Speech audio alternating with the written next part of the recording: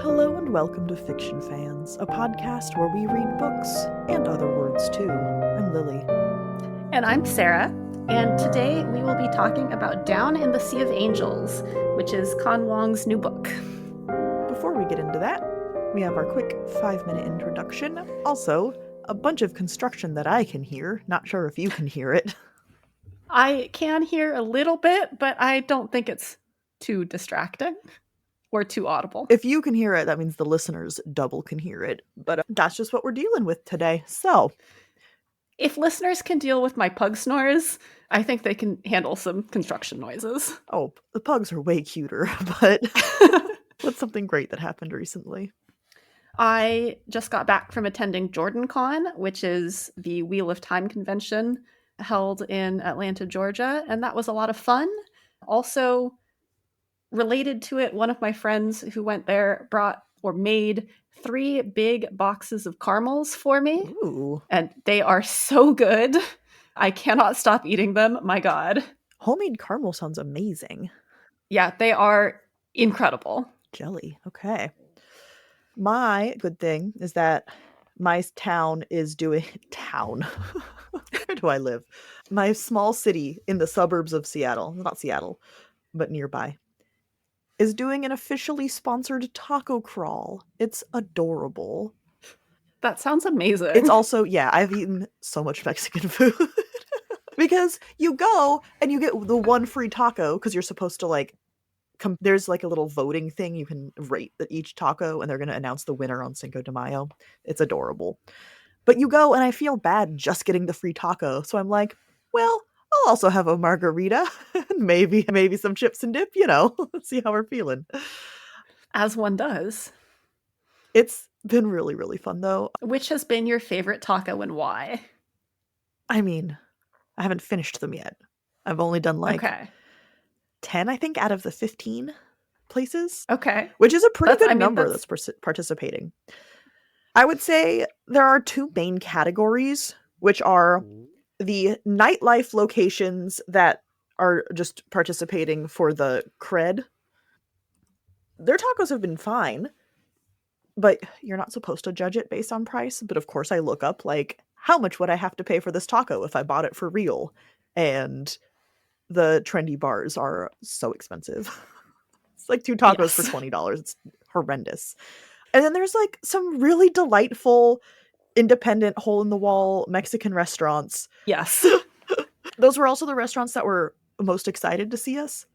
When there's a promotion like this, there have been 2 main reactions, which is, oh, or taco crawl. And so, one of those is more fun than the other. Well, that sounds delightful. It's been quite a lot of fun. Tacos El Haas, I think, is the name of the place. I don't remember off the top of my head, but to answer your question, that was my favorite. It's the restaurant I'm most likely to actually go back to. Good tacos, first of all. Nice vibe. Some of the restaurants were... One of them was a nightclub. It's weird. It's been a range of places. I'm not going to talk about tacos for an hour, even though I could. But it's really Surprise, fun. This is actually a taco podcast now. I would do it. It's fun that the city is doing that, though. And it has definitely gotten me to, try some places I wouldn't have gone to otherwise. So. Yeah, I love that. Yeah. And I'm actually excited to go to the city's little Cinco de Mayo thing, because I do want to know who the winner is. And if I'm going to have to write an angry letter about one of the trendy bars winning instead of an actual Mexican restaurant. I don't think they would do that to us. But we'll see. What are you drinking tonight? I am drinking tea. I'm drinking a jasmine green tea. This is actually... I can't tell you what kind of tea I'm drinking. You don't even know if it's black tea or... Well, it is black tea, I can tell you that. That's something. It is from China, but I can't remember how I got it. Fun. It was either a gift from our cousin Rowena, or something that a visiting scholar brought to the East Asian Library, or something that I took from a previous job. And I can't remember which of the 3 it is. Well, that's very thematic, because several of the characters in the book we are about to discuss are from China, and there's a lot of tea in it as well. Yes, I did think it was appropriate. Have either of us read anything that was not podcast related recently? I'm going to say the answer is no. Yeah. I've been playing logic puzzles. Have I talked about this on air yet? I don't think so. They're very, like, a book of the, like, if Sally won't sit next to Susie and Georgina is wearing a green shirt, then who was in the second row? Like, that kind of shit. Except, more clues than that, so it is actually possible to figure out. Very fun. But yes, on to Down in the Sea of Angels. Yes, so this is Khan Wong's sophomore novel. It is his second book. The first being The Circus Infinite, which you can listen to our interview with Wong because we interviewed him about that book for the podcast. Before we start, I do want to give some content warnings for this book in particular. It deals with a lot of racism. There's sexual assault, sex trafficking, historical sex trafficking, like abuse, lots of drug use, drug-related death. So if those are things that will make you uncomfortable or that you, for whatever reason, don't want to hear about, this is probably not going to be the episode for you. It was interesting. This book starts with a content warning to that same effect. I think specifically about the, like, sex trafficking and sex trafficking of children, which is horrifying.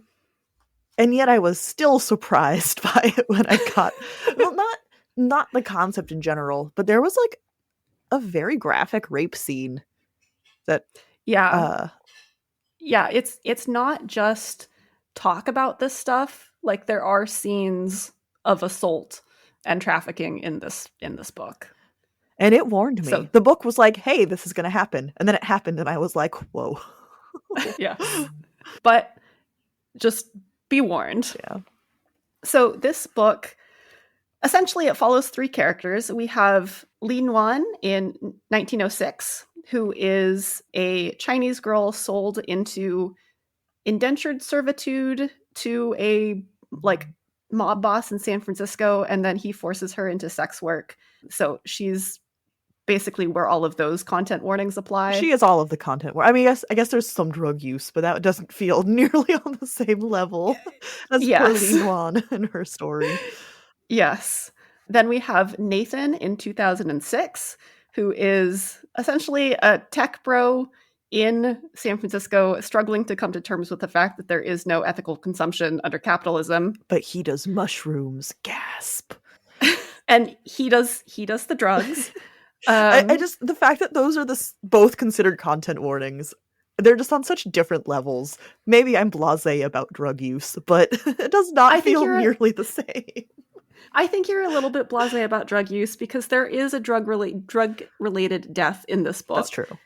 So it's not, yes, it's a little bit lighter than the sex trafficking, but I do think it still deserves its own warning. I mean, sure. And it just doesn't seem like nearly on the same level to me, but yeah. But I appreciate that Wong warns us, provides the warning for both. Absolutely. And then the third character that this book follows is Maida, and I would argue that she's kind of like the main character.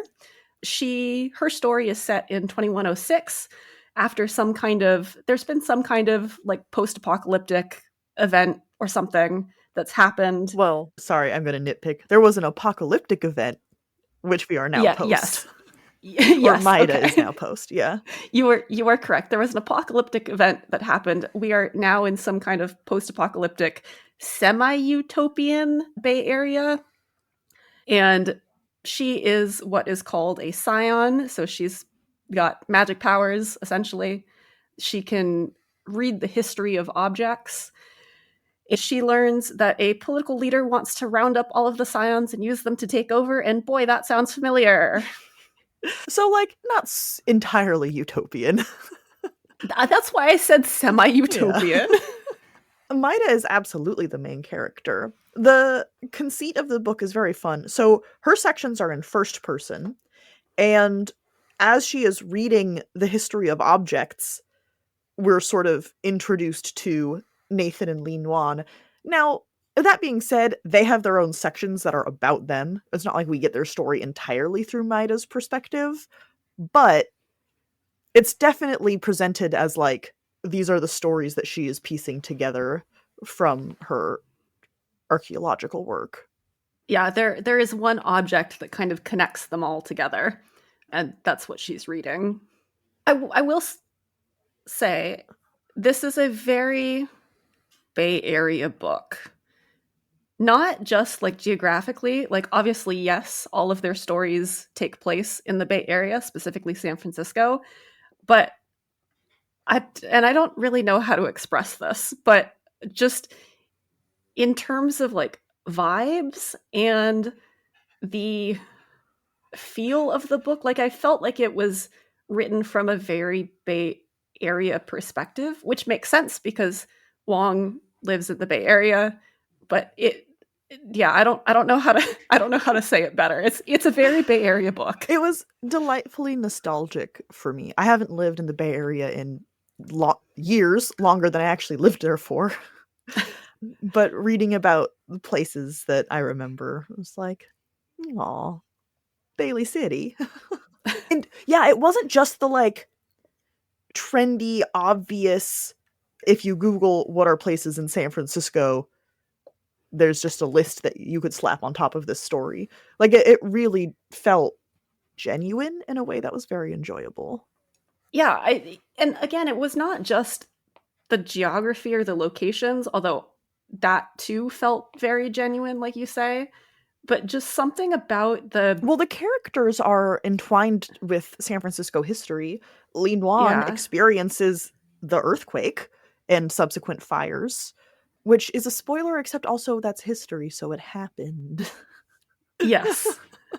I mean, anyone who knows anything about the Bay Area hears 1906 and kind of can guess what's going to happen. Which is a very fun device.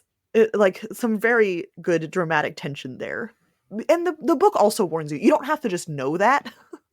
Yes. I think Maida probably gives us that context. I just know that the book itself tells us about the earthquake. And then, it sure does happen. And then and Nathan being a tech bro is very San Francisco. Yes. A tech bro who goes to Burning Man. A tech bro who goes to Burning Man. And I was like, I have coworkers who go to Burning Man. Like, I've never been myself, but like you've met Nathan. You know Nathan. Yeah, I know Nathan, basically. So it was a really interesting experience because I don't think that I've read a science fiction novel that is so clearly about a place that I live. I mean, like we've read other books that take place in San Francisco, or I've read other books that take place in San Francisco, but yeah, I don't know. This was just it was very, very, very Bay Area. Yeah. And that made it an interesting experience because I live in the Bay Area. I work in tech in the Bay Area. Yeah. Now, I was neither rich nor cool enough to live in any of the areas that get talked about in this book. I mean, I don't either. Like, my little portion of the Bay Area was never mentioned, but... But it was fun. It was recognizable. This book does fall into a classic complaint of mine, which is Maida's sections sure are in first-person perspective. They are in first-person perspective, yes. It didn't work for me. I think there were a number of aspects about this book that simply were not for me, which did make it hard to engage with. Yeah, I mean, and that's fair. Yeah. Like, I really enjoyed the book, but I am not surprised that you did not enjoy the first-person perspective pieces. Yeah, I use that as an easy shorthand because it just kind of encapsulates a lot of things for me. It's not just that I won't relitigate this. But yeah, that was a situation that I encountered. Well, books are not for everyone, and that's okay. I was also kind of confused by the magic in the book. So society collapses, we consume ourselves into an apocalypse. There's a bloom, which is used a term used in this world for, there was like a year of constant aurora borealis, and then suddenly people had magic powers. These are now codified, like there's a university where you can go and learn to use your magic and everything. So it's explained in a very like straightforward, here are the rules way. But they kind of contradicted themselves, and that wasn't addressed in the text as, hey, we don't understand these powers yet. And so that was a little difficult. Yeah, I mean, there are a couple of times when the magic, and we're calling it magic. I would say that this is a sci-fi novel, not like a fantasy novel. It's not. It's very sci-fi-esque powers. Yeah, the book calls them psychic powers, but it's magic. It's basically it's magic. I forget where I was going with the sentence. Yes, so the book does occasionally have some inconsistencies, like Maida's power of being able to read objects. She occasionally also reads locations, which is strange because her power very specifically, she can read the owners of an object, and an object must have had owners for her to read. And then suddenly also places are fine. Public places that don't have owners. And I was like, so then ownership doesn't matter? I did not get it. So that was not necessarily the most internally consistent. It didn't bother me too much because I enjoyed the vibes of the book enough. But see, to me, that's why I'm insisting on calling it magic. I mean, that's I don't care if it's called magic or not. So Lin Wan's sections, the chapters are sort of interspersed from these different characters, or following these different characters. She is sex trafficked and in indentured servitude. No good. I'm just going to summarize that. Her sections were really hard to read. Oh, when I said no good, I meant her situation, not her. Right? No, okay. No. I knew you were referring to her situation. I just wanted to clarify. Yeah.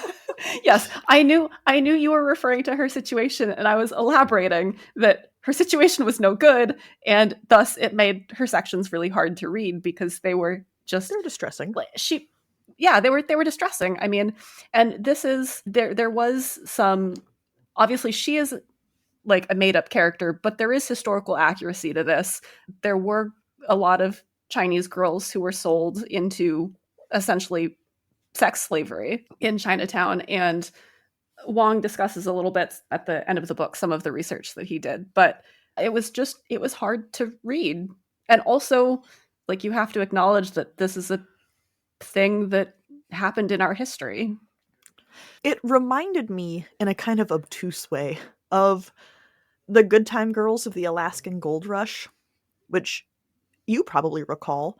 Listeners might not, because it was a nonfiction book that we covered on our Patreon. But that was a very fun book about sex workers in the gold rush, which is mostly took place in Alaska, but it kind of followed these women's stories, and they often came through San Francisco or Seattle to Alaska. And it only reminds me of that because the situations are so different.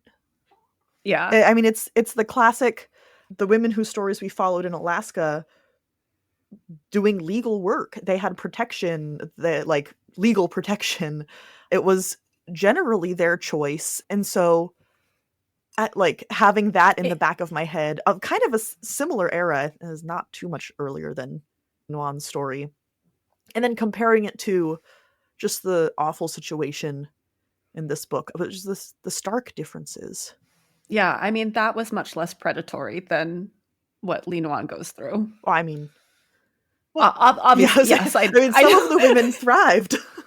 Yeah, I know you know that. Yeah, they're strong, independent women who were basically small business owners. It was very neat, and that's the fun sex work stories. Yeah, and it is important to remember that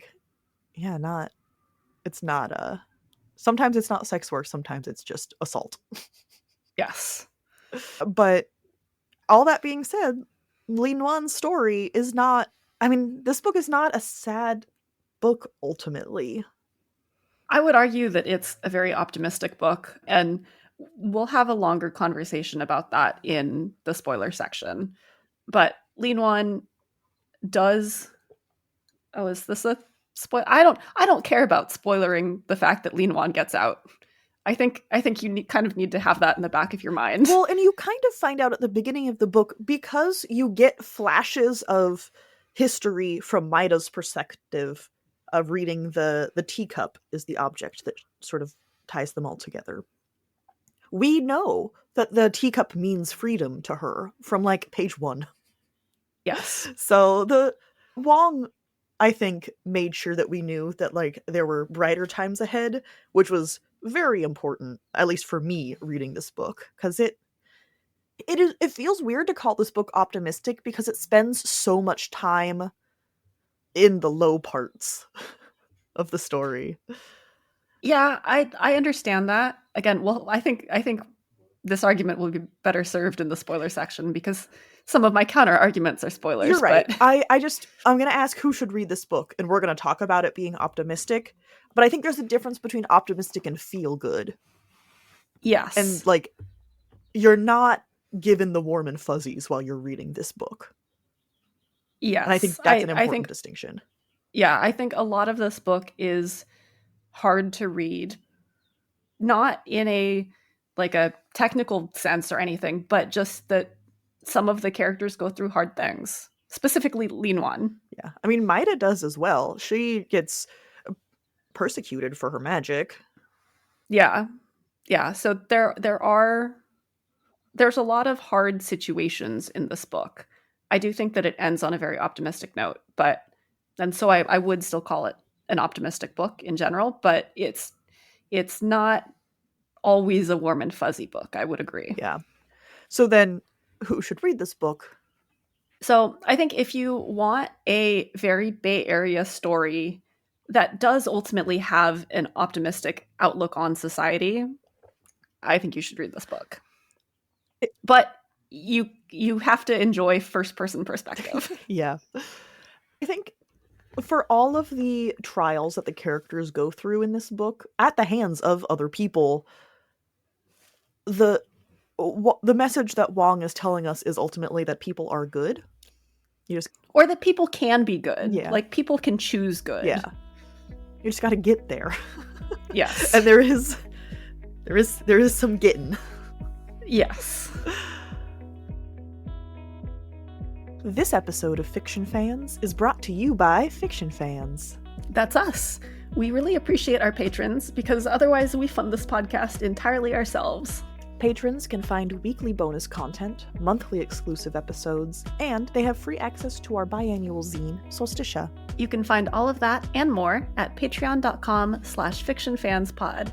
Thank you for all of your support. The remainder of this episode contains spoilers. Okay, so here is my argument for why I think it's an optimistic book. And that is that the characters in the future, so basically Maida's storyline, are dealing with political leaders or a political leader who wants to round up all of the scions and use them to take over the country, essentially. And they triumph over this political leader. There is a little bit of struggle, but it's not actually that much. And when the people, when the masses are shown evidence that this political leader, Lindstrom, I think was his name, is conning everyone and doing bad things, they turn on him. And that felt like a very optimistic outlook on people in society. God, the bar is low. And yeah, maybe that felt like a little bit too optimistic in this day and age. So I'm gonna quibble, not disagree, only quibble. It wouldn't be Fiction Fans if we didn't quibble. The ending of the book is optimistic, but the experience of reading it, the book spends most of its time going through the struggle. So saying it's an optimistic book doesn't mean you feel optimistic while you're reading it. It just means it doesn't end making you feel bad. I agree. I mean, there is a lot of time spent on talking about how society has come together after this apocalyptic event and the bloom. That's true, but it's always phrased retrospectively with, can you believe those assholes before us doing all this awful shit? And I'm like, but that's me. It is. It is. It's true. And there is also a lot of Nathan's internal struggle about essentially living in capitalism. And that doesn't feel great either.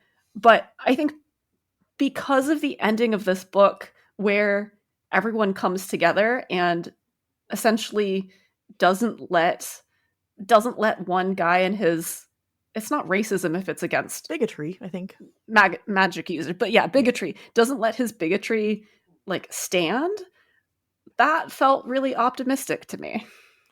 And when they were shown evidence of him lying, they believed it. Incredible. Yeah, like that just felt really optimistic. You're right. That's why I'm saying I'm not arguing that the book ends optimistically.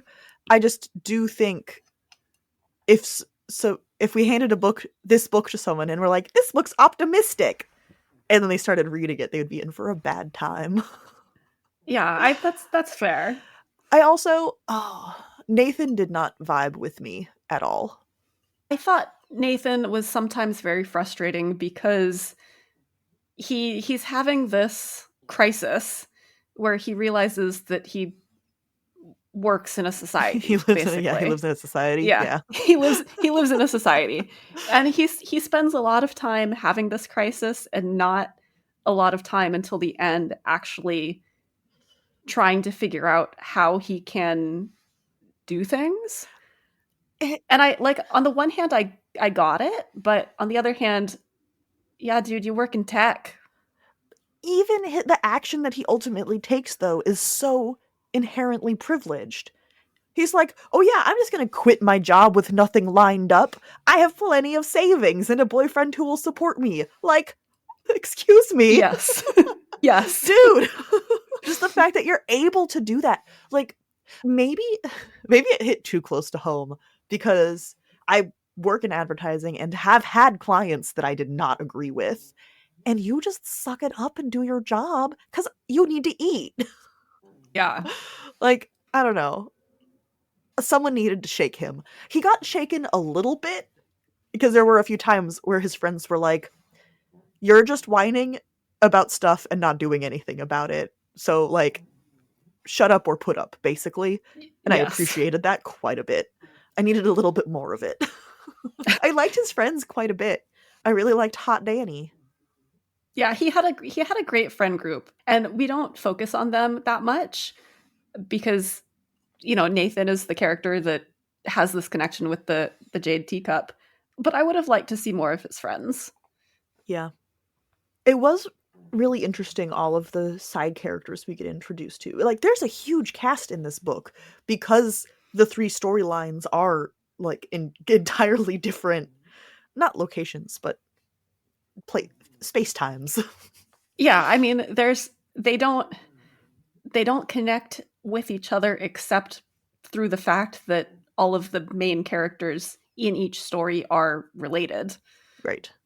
Which means we get to see all of the sort of peripheral people in their lives. And I like Nathan's group of people and Lin Wan's group of people I liked for very different reasons. Nathan's group of people I just liked. No reservations. Khan obviously was not surrounded by allies most of the time. She was not surrounded by good people or friends the way that Nathan was. No. But I also found the characters that she interacted with, the people that she was interacting with, the most interesting narratively, because they were just much more complex. I mean, bad dudes, I use dude gender neutrally here, for sure. Yeah. But, I mean, specifically, the Madam Bai, I think her name was. I think so. Yeah. So, she was the one running the brothel, and I also participating in it. I mean, she had to do sex work as well, and not necessarily by choice.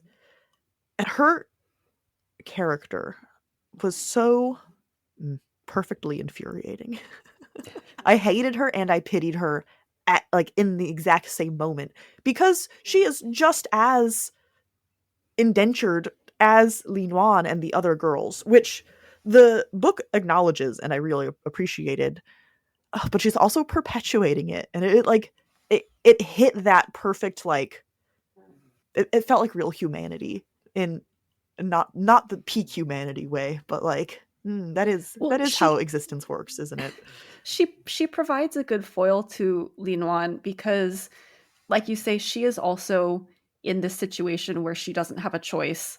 She has also been trafficked and is having to do these things that she doesn't necessarily want to do. I mean, we don't spend any time in her head, but it's kind of implied that she's not happy about it. But she chooses to take what power she can have over others, and that's the way that she kind of like copes. Yeah. And so you could contrast that with Li Nuan, who sees that and is like, no, I'm just going to get out. Like, I don't want to further perpetuate this. I don't want to work up in this world. And so she is a good foil. Mm-hmm. And I think one of the strengths of this book is the way that Wong is able to create these multi-dimensional side characters without actually spending that much time with them. Well, and Li Nuan's storyline is where that really shines, I think. I found the characters in Nathan's storyline and Maida's storyline much more straightforward. They were like, I don't want to say less complex, but there was a much stronger line of like good versus evil, which is maybe dramatic, but I'm also not wrong. I would agree with you in Maida's storyline, because I think that does have a very clear cut like good versus evil in the sense of all of Maida's friends do oppose this evil politician and don't like that he is trying to take rights away from the Scions. Concentration camps bad. Yes, concentration camps bad. Not something that I'm going to argue with. And not something that the book tries to make you feel complicated about, which I do appreciate. Let me just hate bigotry. That's nice. Yes. But I think Nathan's friends, they felt like a very well-rounded friend group, even though I agree they're not necessarily as morally complex as the people in Li Nuan's storyline. They still felt like human beings with their own like wants and desires and like a genuine friend group. Oh, absolutely. I mean, I think the aspersion that I am casting on them is that they were too nice, which is not something that you would ever say in real life.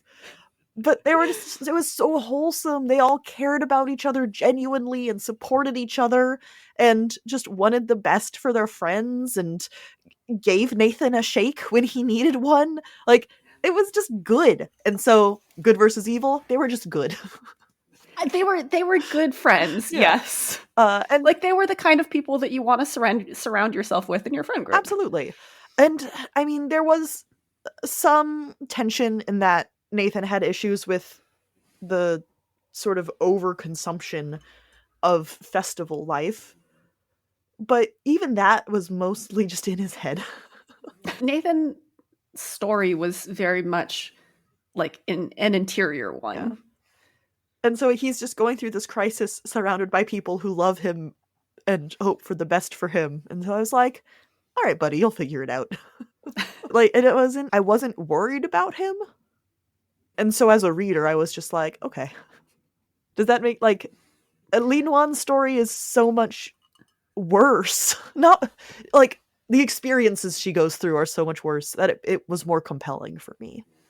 That's fair. I mean, and, like, I agree in that respect, but I still think that it was impressive that for all that we didn't spend a lot of time with the side characters in either arc or storyline, like they still felt like people. That's all I'm saying. Oh yeah, absolutely. Like they were totally people. Yeah. When I say that they were straightforward, I didn't mean that they were like caricatures. Just that I didn't have complex emotions about them. Yeah, that's fair and valid. But that's also, again, like we've read books, or I've read books where the side character, when you get this kind of like multi-layered story, multi-threaded story, sometimes the side characters suffer for it. And I didn't feel that way in this book. No, the glimpses that we get really do feel like a glimpse into a larger, rich life, instead of this is all there is about them. Yeah. Absolutely. Yeah. Thank you so much for listening to this episode of Fiction Fans. Come disagree with us. We're on Blue Sky and Instagram at FictionFansPod. You can also email us at fictionfanspod@gmail.com or leave a comment on our YouTube channel. If you enjoyed the episode, please rate and review on Spotify and Apple Podcasts, and follow us wherever your podcasts live. We also have a Patreon where you can support us and find exclusive episodes and a lot of other nonsense. Thanks again for listening, and may your villains always be defeated. Bye.